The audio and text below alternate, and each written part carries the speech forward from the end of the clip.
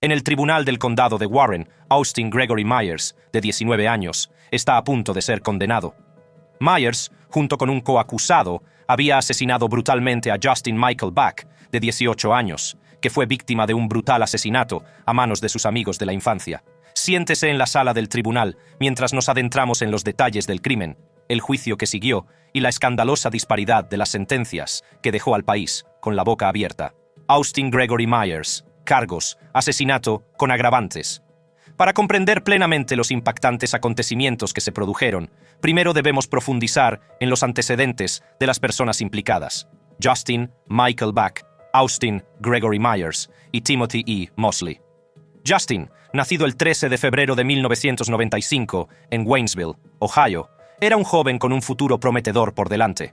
Acababa de graduarse en el Instituto de Waynesville en 2013 y estaba a punto de embarcarse en un nuevo capítulo de su vida, alistándose en la Marina. Poco sabía que su vida se vería trágicamente truncada. Austin Myers, nacido el 4 de enero de 1995, y Timothy Mosley, nacido el 11 de octubre de 1994, eran amigos de la infancia de Justin. Habían ido juntos a la misma escuela secundaria y compartían una historia que acabaría desembocando en un horrible crimen. En un momento dado, eran inseparables, pero su amistad daría un giro siniestro. Todo empezó cuando Austin se acercó a Timothy con una proposición, una oportunidad para ganar dinero. Timothy, intrigado por la idea, escuchó cómo Austin trazaba un plan. Discutieron la posibilidad de robar a un traficante de drogas o incluso al padrastro de Justin, Mark Cates. Austin sabía que Mark tenía una caja fuerte en la casa familiar, que se rumoreaba contenía una importante cantidad de dinero en efectivo, unos $20,000. El atractivo del dinero fácil resultó demasiado tentador para que los jóvenes se resistieran. Planearon entrar en casa de Justin, robar la caja fuerte y hacer creer que Justin la había robado y se había dado a la fuga. Austin tomó la iniciativa y llamó a la puerta de la casa familiar. Justin, sin sospechar el peligro que le esperaba, dejó entrar a su amigo de la infancia. Una vez dentro, los tres hombres entablaron conversación, inconscientes de las siniestras intenciones que acechaban bajo la superficie. Aprovechando el momento oportuno, Timothy atacó por sorpresa a Justin por la espalda. Armado con un garrote, un alambre utilizado para estrangular y una navaja de 15 centímetros, intentó someter a Justin mientras Austin lo sujetaba por delante. Justin luchó por su vida, tratando desesperadamente de liberarse de las garras de sus antiguos amigos. En medio del caos, Timothy se dio cuenta de que el garrote no estaba bien colocado alrededor del cuello de Justin. El pánico se apoderó de él y, en un momento de pura brutalidad, le apuñaló por la espalda con la navaja. Mientras Justin yacía herido y luchando por su último aliento, Austin tomó el control de la situación. Colocó el garrote alrededor de la garganta de Justin, apretando su agarre, mientras Timothy continuaba apuñalándole en el pecho. La brutalidad del ataque es difícil de comprender. Justin recibió un total de 21 puñaladas. Su vida se extinguió en un acto de violencia sin sentido. Con la vida de Justin cruelmente arrebatada, Austin y Timothy volvieron su atención a su objetivo original: encontrar la caja fuerte. Registraron la casa y finalmente la encontraron en un armario, pero, para su consternación, estaba cerrada con llave. Mientras se alejaban con el cuerpo de Justin, la paranoia de Timothy empezó a consumirle. Temeroso de que le siguieran, tomó carreteras secundarias hasta llegar a una zona remota, donde aparcó el coche y comprobó si había señales de sangre en el exterior. Mientras tanto, Austin buscaba la cartera de Justin, que acabó encontrando en una de las bolsas que se habían llevado. En un alarde de insensibilidad, cogió más de $100 de la cartera para sí mismo, un último acto de codicia en medio del caos. En un escalofriante giro de los acontecimientos, Austin sugirió un plan que complicaría aún más el ya horripilante crimen. Propuso que mataran al padrastro de Justin, Mark Cates, en un intento de hacer creer que había matado a Justin y desaparecido. Sin embargo, después de considerarlo detenidamente, decidieron no hacerlo, quizá dándose cuenta de que su depravación ya había alcanzado cotas inimaginables. En su lugar, condujeron hasta un parque de Brookville, donde Timothy tiró el portátil de Justin a un contenedor. Sintiendo la necesidad de una herramienta que pudiera ayudarles en sus esfuerzos criminales, Austin y Timothy compraron una palanca en Englewood. Regresaron a la casa de Timothy con el corazón palpitante de expectación, mientras se preparaban para descubrir las riquezas que creían que les esperaban. Sin embargo, Sus esperanzas se desvanecieron rápidamente cuando descubrieron que la caja fuerte no contenía más que papeles, monedas sueltas, balas, accesorios para armas y otros objetos al azar. La fortuna prometida de $20,000 no era más que una cruel ilusión. En un intento desesperado por eliminar cualquier prueba que pudiera relacionarlos con el crimen, Austin y Timothy recurrieron a la quema. Prendieron fuego a los papeles, a varias bolsas de basura que contenían pruebas de su atroz acto y a sus propias ropas ensangrentadas en un pozo de fuego en el patio trasero. Mark Cates, el padrastro de Justin, volvió a casa del trabajo e inmediatamente se dio cuenta de que algo no iba bien. Habían movido una mesa y faltaban alfombras. Se hizo evidente que su caja fuerte y pistola también habían desaparecido. Preocupados por el bienestar de Justin, Mark y su esposa se pusieron en contacto con la policía e intentaron localizar a Justin, pero descubrieron que se había dejado olvidado su teléfono móvil. A medida que se desarrollaba la investigación, los agentes recibieron informes de un vehículo sospechoso visto fuera de la casa de Justin. La descripción coincidía con la del coche de Austin, un dato crucial que acabaría conduciendo a las autoridades hasta los autores. Los detectives del sheriff del condado de Warren, armados con esta información, iniciaron la búsqueda de Austin y del vehículo sospechoso. Los detectives reconstruyeron meticulosamente los acontecimientos de aquel fatídico día y descubrieron la verdad sobre el asesinato de Justin. Austin no pudo soportar el peso de sus acciones y acabó admitiendo que estaba presente cuando Timothy apuñaló a Justin. Afirmó ignorar las intenciones de Timothy y negó haber disparado al cuerpo de Justin, culpando únicamente a Timothy. En un giro del destino, Timothy oyó por casualidad que Austin lo implicaba a él solo en el asesinato mientras estaban detenidos en celdas contiguas. Cuando los detectives entrevistaron a Timothy, este confesó el crimen, pero implicó a Austin en la planificación del robo. Ese mismo día, los agentes del sheriff del condado de Preble, guiados por las indicaciones aproximadas de Austin, descubrieron el cuerpo sin vida de Justin. El juicio que siguió al brutal asesinato de Justin Buck cautivó a la nación, arrojando luz sobre las profundidades de la depravación humana y la respuesta del sistema judicial ante crímenes tan atroces. La sala del tribunal se convirtió en el escenario de una batalla entre la justicia y los inimaginables actos cometidos por Austin Myers y Timothy Mosley. Finalmente, el jurado deliberó y emitió su veredicto. Un asesino de adolescentes oficialmente condenado a muerte. Un juez da la razón al jurado del condado de Warren, que sentenció a muerte a Austin Myers, de 19 años. Austin Myers fue condenado a muerte el 17 de octubre de 2014, a la edad de 19 años. Se convirtió en el preso más joven en el corredor de la muerte en Ohio, a la espera de su eventual ejecución. Timothy Mosley, por su parte, recibió una sentencia de cadena perpetua, sin posibilidad de libertad condicional, tras un acuerdo con la fiscalía. Durante la sentencia, Myers no mostró ninguna emoción. Dylann Roof. A continuación, nos dirigimos al Tribunal de Distrito de Estados Unidos en Carolina del Sur, donde Dylann Roof será condenado. Roof, supremacista blanco y asesino en masa estadounidense, orquestó uno de los actos de terrorismo doméstico más atroces de la historia reciente.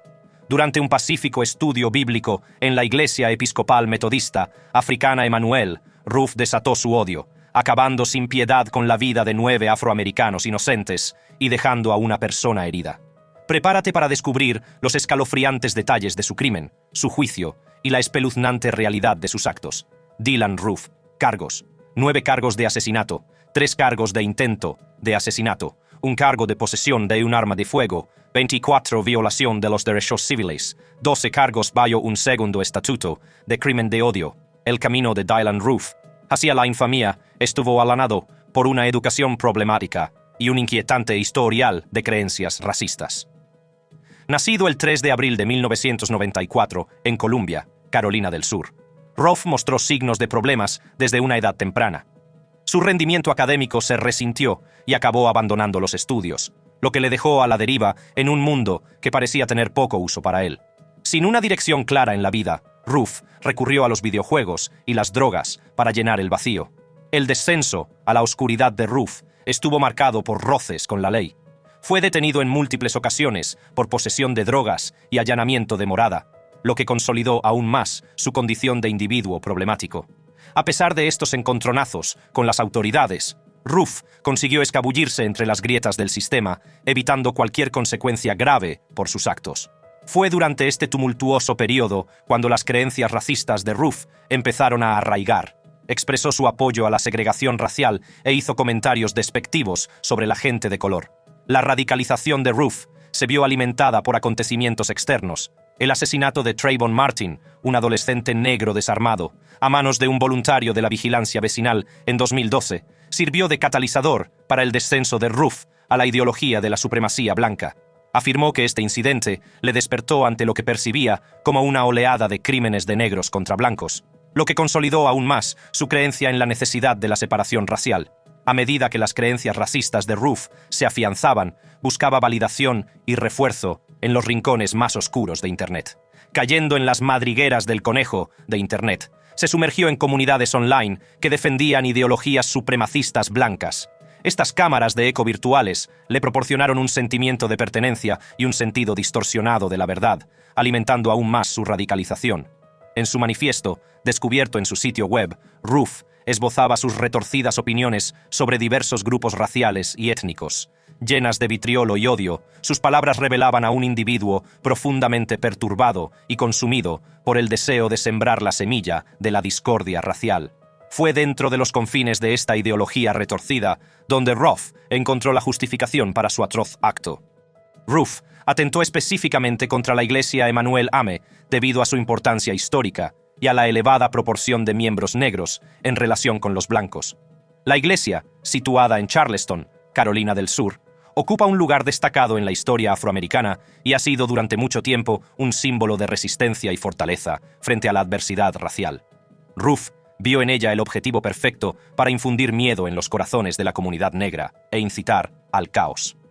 La noche del 17 de junio de 2015 debía ser una pacífica sesión de estudio de la Biblia en la iglesia Emanuel AME. Roof, armado con una pistola Glock que había obtenido a través de una comprobación de antecedentes defectuosa, entró en la iglesia sin ser detectado. Se sentó entre los desprevenidos fieles, esperando el momento oportuno para desatar su odio. Cuando por fin llegó el momento, Roof sacó su arma y abrió fuego. El sonido de los disparos rompió la tranquilidad de la iglesia, dejando a los fieles en estado de shock y terror. 9 afroamericanos inocentes perdieron la vida aquella noche, y sus familias quedaron destrozadas para siempre por un acto de violencia sin sentido. El reino del terror de Dylann Roof llegó a su fin el 18 de junio de 2015, cuando fue capturado en un control de tráfico rutinario. El país respiró aliviado al ver que el responsable del atroz ataque contra la Iglesia Metodista Episcopal Africana, Emanuel, estaba finalmente detenido. La captura de Roof marcó el inicio de un largo y arduo periplo judicial que acabaría llevándolo ante la justicia. La confesión de Roof no dejó lugar a dudas sobre su culpabilidad. Admitió sus actos, sin disculparse y firme en sus retorcidas creencias. Los escalofriantes detalles de su motivación y planificación quedaron al descubierto para que el mundo los viera, exponiendo las profundidades de su odio y la naturaleza calculada de su ataque. El proceso judicial contra Roof no tuvo precedentes. Se convirtió en la primera persona en la historia de Estados Unidos en enfrentarse simultáneamente a la pena de muerte estatal y federal. En el tribunal estatal, Roof se declaró culpable de 9 cargos de asesinato y recibió 9 cadenas perpetuas consecutivas sin posibilidad de libertad condicional. Sin embargo, fue en el Tribunal Federal donde se juzgaría todo el peso de sus crímenes. El juicio federal de Roof comenzó en diciembre de 2016 y el Departamento de Justicia anunció su intención de solicitar la pena de muerte. Roof fue declarado culpable de 33 cargos federales, entre los delitos de odio y obstrucción a las creencias religiosas. Dylann Roof será condenado a la pena de muerte. Eso es lo que estos 2 miembros del jurado han decidido por unanimidad hoy después de una cuidadosa deliberación. El jurado decidió por unanimidad que el castigo apropiado para los crímenes de Roof era la muerte. La sentencia se dictó en enero de 2017, marcando el final del juicio. Sean Sellers. En el Tribunal de Distrito del Condado de Oklahoma se está dictando sentencia contra Sean Sellers. Sellers se hizo famoso por cometer crímenes atroces a una edad temprana. Sus crímenes, que incluyeron el asesinato de su propia madre y su padrastro, estaban motivados por la venganza y una retorcida creencia en rituales satánicos.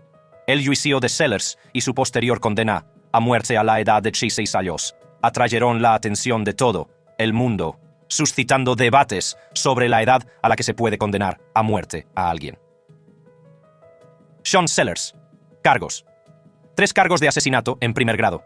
Nacido el 18 de mayo de 1969, Sean Sellers parecía un adolescente corriente, pero bajo su fachada aparentemente inocente se escondía una siniestra oscuridad. Fue en la fatídica noche del 7 de septiembre de 1985 cuando Sellers cometió su primer asesinato. Sediento de venganza, Sellers atacó a Robert Paul Bauer, dependiente de una tienda Circle K que se había negado a venderle cerveza. Alimentado por la ira y un retorcido sentido del derecho, Sellers desató su furia contra Bauer, acabando con su vida en un acto de violencia sin sentido. Pero esto fue solo el principio del descenso de Sellers a las profundidades de la depravación. El 5 de marzo de 1986 dirigió sus intenciones asesinas hacia su propia familia.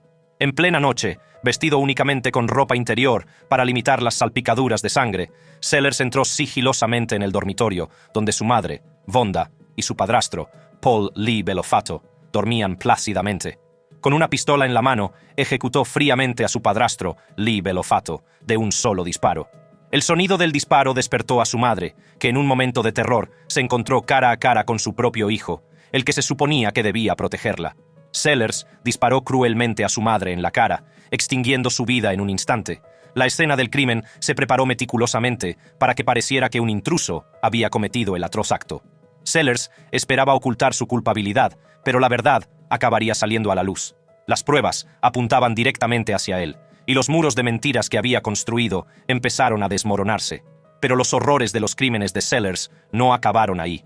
En una impactante revelación, confesó más tarde el asesinato, en 1985, de Robert Paul Bauer, el dependiente de la tienda Circle K. En su juicio, Sellers hizo una escalofriante confesión. Afirmó ser un satanista practicante en el momento de los asesinatos, afirmando que estaba bajo la influencia de la posesión demoníaca. Sellers afirmó haber leído cientos de veces la Biblia satánica de Anton LaVey, que consideraba una guía en su vida. Veía el satanismo como una forma honesta de vivir, un camino que le otorgaría el control sobre su propio destino. Sus abogados defensores incluso argumentaron que su adicción al juego Dragones y Mazmorras influyó en su descenso a las tinieblas. Sin embargo, el jurado se negó a considerar estas alegaciones y declaró a Sellers culpable de múltiples homicidios. En 1986, Sellers fue condenado a muerte, convirtiéndose en uno de los 22 individuos en Estados Unidos desde la reinstauración de la pena de muerte en 1976 en ser ejecutado por un crimen cometido siendo menor de 18 años. La reacción de Sellers a su condena fue la siguiente: no me importa si me matan, no me importa si vivo 1000 años, nunca seré lo que era antes. Su caso atrajo la atención internacional, no solo por su edad, sino también por su conversión al cristianismo en la cárcel y su afirmación de posesión demoníaca.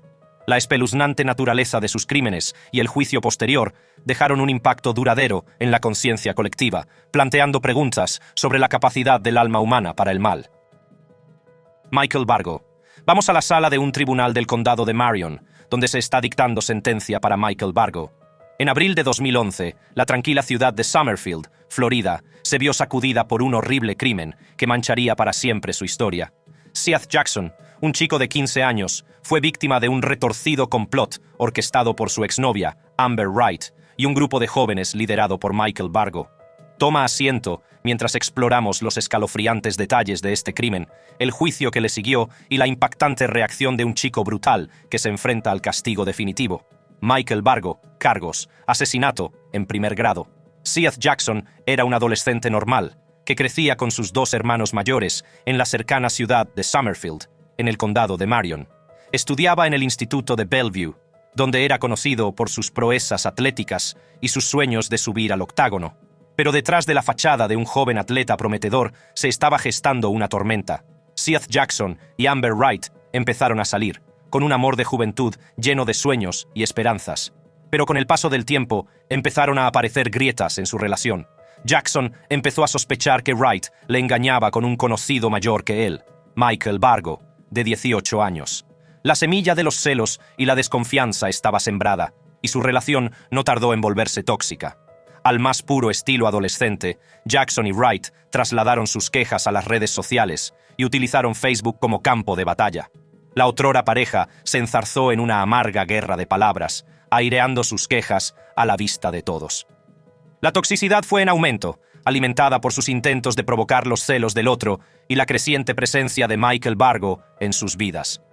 Bargo, alimentado por un intenso odio y la errónea creencia de que Jackson había abusado de Wright, se enfrentó a él con una siniestra amenaza: «Tengo una bala con tu nombre». Michael Bargo, con antecedentes de robo y afición a llevar pistola, parecía haber visto demasiados vídeos de rap de gangsters. Sus posturas y tendencias violentas estaban a punto de tener consecuencias devastadoras. El 17 de abril de 2011, Bargo reveló sus verdaderas intenciones a su amigo Kyle Hooper. Lleno de ira por una supuesta amenaza de Jackson de quemar su casa, Bargo decidió que Jackson tenía que morir. Consiguió la ayuda de Hooper y otras 3 personas: Amber Wright, Justin Soto y Charlie Ellie. Juntos, planearon casualmente el asesinato de Seth Jackson. Bargo ordenó a Wright que atrajera a Jackson a casa de Ellie esa noche, prometiéndole dispararle. Wright, dividida entre su lealtad a Bargo y sus complicados sentimientos por Jackson, intercambió mensajes de texto con él, fingiendo querer arreglar las cosas y pidiéndole que se reuniera con ella en la casa. Jackson, intuyendo una trampa, expresó su preocupación, pero finalmente decidió ir. Y así, aquella fatídica noche, Seth Jackson se metió en la boca del lobo, sin ser consciente de los horrores que le esperaban. Michael Bargo, armado con un revólver del calibre 22, apuntó a Seth Jackson. Los disparos resonaron, perforando el silencio de la noche. Jackson, herido pero aún no derrotado, luchó por su vida, tratando desesperadamente de escapar de las garras de sus atacantes. En un intento desesperado por huir, Jackson salió al exterior dando tumbos, con el cuerpo debilitado por las heridas de bala. Pero su huida duró poco. Justin Soto lo abordó en el patio delantero, golpeándolo sin piedad, mientras Bargo disparaba más tiros, cada uno de ellos un cruel golpe al ya maltrecho cuerpo de Jackson. Los asesinos, impulsados por un retorcido deseo de asegurar la muerte de Jackson, llevaron su cuerpo sin vida de vuelta a la caravana y lo metieron en la bañera. Pero incluso muerto, el tormento de Jackson estaba lejos de terminar. Bargo, consumido por una rabia sádica, siguió atacando el cuerpo sin vida de Jackson. Disparó más balas, cada una de ellas un último acto de brutalidad. Bargo y sus cómplices no habían terminado su espantosa tarea y arrastraron el cuerpo de Jackson hasta el patio trasero. Allí les esperaba un pozo de fuego. Pretendían deshacerse de los restos de Jackson, borrando cualquier prueba de su atroz crimen. Michael Bargo, con la ayuda de James Havens, consiguió un cómplice dispuesto a llevarles hasta una remota cantera de roca llena de agua en Ocala. Allí, los cubos que contenían los restos de Jackson fueron arrojados a las profundidades, perdidos para siempre para el mundo. El brutal asesinato de Seth Jackson conmocionó a la comunidad y dejó un rastro de devastación a su paso. Pero cuando las llamas del odio empezaron a apagarse, se encendió la búsqueda de justicia. Kyle Hooper, el primero en quebrarse bajo el peso de la culpa, confesó a su madre, revelando los horripilantes detalles del crimen. La verdad salió a la luz, implicando a los demás implicados. Uno a uno, los autores fueron acorralados, con sus vidas cambiadas para siempre por sus monstruosas acciones. Los expertos forenses examinaron meticulosamente la escena del crimen, reuniendo pruebas que resultarían cruciales en la búsqueda de justicia. Los análisis de ADN revelaron la presencia de sangre de Seth Jackson, mezclada con el ADN de los acusados por toda la casa. Los tejidos quemados y los fragmentos óseos recuperados del pozo de la hoguera y de la cantera cercana fueron identificados como pertenecientes a Jackson. El juicio que se celebró a continuación fue un espectáculo desgarrador, en el que se puso al descubierto todo el alcance de la depravación de los acusados. Los fiscales presentaron una montaña de pruebas que no dejaban lugar a dudas sobre la culpabilidad de los acusados. Michael Bargo, el instigador del asesinato, se enfrentó al escrutinio más duro. La acusación pintó un cuadro escalofriante de un joven consumido por el odio, impulsado a cometer actos de violencia incalificables. La defensa de Bargo, sin embargo, argumentó que padecía una enfermedad mental, intentando mitigar su responsabilidad en el crimen. Finalmente, se emitió el veredicto. Michael Bargo, junto con sus cómplices, fue declarado culpable de asesinato en primer grado. El jurado recomendó la pena de muerte para Bargo, mientras que los demás recibieron cadena perpetua. En consecuencia, es la sentencia de la ley y la sentencia del tribunal que por el asesinato premeditado de Seth Jackson, usted, Michael Shane Bargo, es condenado a muerte. Mientras el juez leía su sentencia, Michael Bargo se sentó en el tribunal sin mostrar ninguna emoción ante la perspectiva de la muerte. Dexter Johnson. Nuestro último caso tiene lugar en el Centro de Justicia Penal del Condado de Harris, donde se está juzgando el caso de Dexter Johnson, cuya sentencia está a punto de dictarse. Johnson, un asesino doble convicto del Condado de Harris, fue condenado por múltiples cargos, incluido el de asesinato capital, por su participación en un robo que se cobró la vida de 2 víctimas. Tome asiento en la sala del tribunal mientras exploramos los horripilantes detalles de los crímenes de Johnson, su juicio y la batalla legal en curso, que le dejará cuestionándose los límites de la justicia y las complejidades de la pena de muerte. Dexter Johnson. Cargos: asesinato, capital, robo, violación. Todo comenzó en el año 2006, cuando Dexter Johnson, pocos días después de cumplir 18 años, se embarcó en una ola de crímenes que mancharía para siempre las calles del condado de Harris. Junto con otros 4 adolescentes, Johnson emprendió un camino de destrucción, alimentado por un siniestro deseo de poder y control.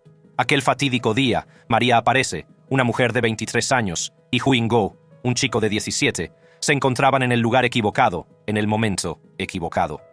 Cuando se sentaron en el coche de María, frente a la casa de Ngo, no sabían que sus vidas estaban a punto de ser brutalmente aniquiladas.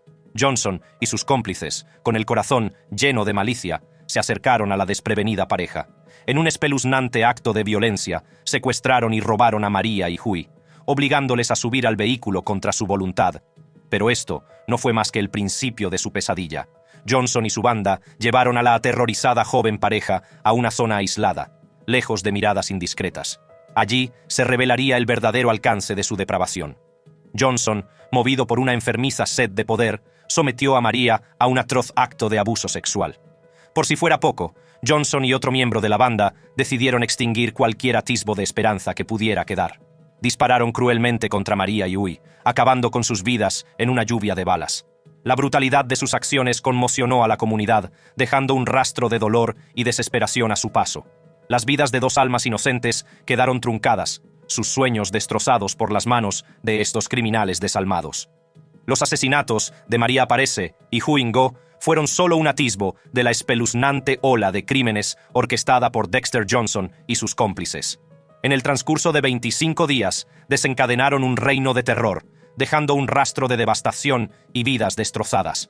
Los fiscales del condado de Harris, encargados de llevar a estos criminales ante la justicia, se enfrentaron a la abrumadora tarea de desenmarañar la red de violencia y garantizar que los responsables se enfrentarán a las consecuencias de sus actos. En 2007, Dexter Johnson fue condenado por su participación en el doble asesinato de María Aparece y Huing Go. Las pruebas presentadas durante el juicio pintaron un cuadro escalofriante de un joven consumido por la oscuridad, carente de empatía o remordimiento. El jurado, tras considerar detenidamente los desgarradores detalles de los crímenes, emitió un veredicto que alteraría para siempre el curso de la vida de Johnson. Dexter Darnell Johnson. El jurado le ha declarado culpable de asesinato capital, de acuerdo con las leyes del estado de Texas.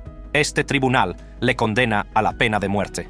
Fue condenado a muerte, un castigo considerado adecuado para los horrores inimaginables que había infligido a sus víctimas. Tras el veredicto del jurado, la sala del tribunal estalló en una mezcla de conmoción, dolor e ira. La familia de Johnson, sentada detrás de él, comenzó a sollozar en voz alta, interrumpiendo el proceso judicial. Johnson, por su parte, se enfureció con el veredicto del jurado y, en un acto escandaloso y despiadado, se abalanzó sobre la familia de las víctimas, tratando de agredirla. Tras sus acciones, se desató el pandemonio en la sala y varios agentes se apresuraron a rodear a Johnson, mientras otros intentaban mantener a raya a la galería. Según todos los indicios, Johnson no había aceptado amablemente su condena a muerte, de ahí el caos que se desató. Dexter Johnson. Sentencia: cadena perpetua sin posibilidad de libertad condicional. Y con esto concluimos nuestro vídeo sobre las reacciones más brutales de los niños ante las sentencias de muerte. Esperamos que al arrojar luz sobre estos casos podamos fomentar debates sobre las complejidades del sistema judicial y la necesidad de reformas. Si quieres ver más vídeos como este que invitan a la reflexión, haz clic en las tarjetas que aparecen en tu pantalla y te espero.